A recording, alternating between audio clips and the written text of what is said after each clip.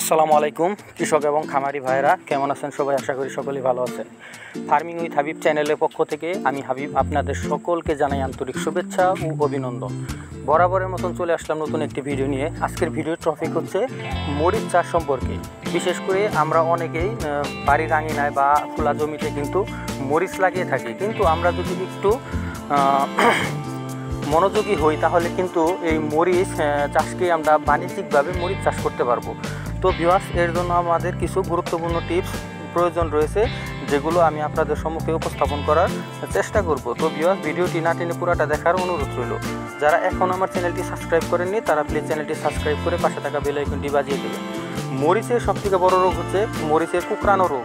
এই রোগ ছাড়া মরিচে আর কোনো রোগ হয় না।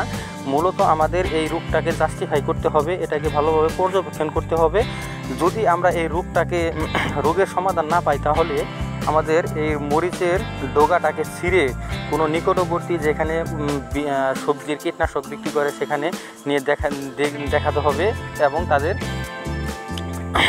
প্রয়োজনীয় টিপস অনুযায়ী আমাদের এর প্রতিকার করার চেষ্টা করতে হবে। তো ভিউয়ার্স, দেখতে পাচ্ছেন আমার এখানে 35% জমিতে আমি মরিচ চাষ করছি। মরিচ কিন্তু আমার এই গাছের বয়স মোটামুটি 6-7 মাস হয়েছে। আমি মরিচ 400 টাকা কেজি বিক্রি করছি, 500 টাকা কেজিও বিক্রি করছি। তো এখন বর্তমান মরিচের দাম হচ্ছে 250 টাকা কেজি।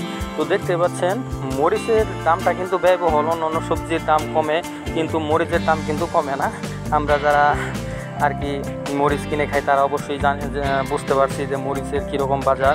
তো ভিউয়ার্স, দেখতে পাচ্ছেন আমার কাছে এখনও কিন্তু প্রচুর পরিমাণে মরিচ আসছে। আমি এখান থেকে প্রত্যেক দিন 10-15 কেজি করে মরিচ উঠাই, কারণ নিজেই বিক্রি করি আর কি। এগুলো আমি পাইকারি সেল দিই না, খুচরা হাতে বিক্রি করি। তো সেই সকল প্রসঙ্গে আমরা আর না যাই। তো ভিউয়ার্স, দেখতে পাচ্ছেন কী পরিমাণ মরিচ আসছে এখনও, আর গাছে কিন্তু প্রচুর ফলন আসছে আর কি, প্রচুর ফুল। তো ভিউয়ার্স, মরিচ চাষের জন্য আপনাদের যেটা করতে হবে সেটা হলো, আমি যেটা করছি সেটাই আপনাদের সম্মুখে উপস্থাপন করি। মরিচের গাছ যখন 10-12 দিন হবে, যেটা মাটিতে যখন আপনি বীজতলা থেকে বীজটা লাগাবেন তখন এটাকে কাটিং করতে হবে, যেটা আমরা 3G বা 4G কাটিং করি। যেটা মরিচটা যখন 1 ফুট হবে তখন এটার মাথা কেটে দিতে হবে। আর আশেপাশে যখন দেখবেন যে অনেকগুলো ডালপালা হয়েছে তখন ওই ডালপালারও মাথা কেটে দিতে হবে।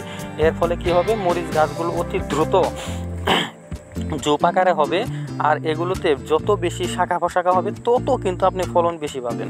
তো ভিউয়ার্স, এর জন্য আপনাদের সঠিক বীজটা যাচাই করে নিকটবর্তী বীজের দোকান থেকে ক্রয় করতে হবে।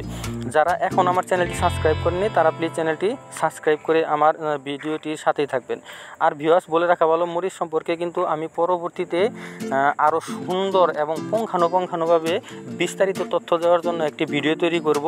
তো সেই পর্যন্ত আপনাদের কি করতে হবে, আমাদের চ্যানেলের সাথেই থাকতে হবে।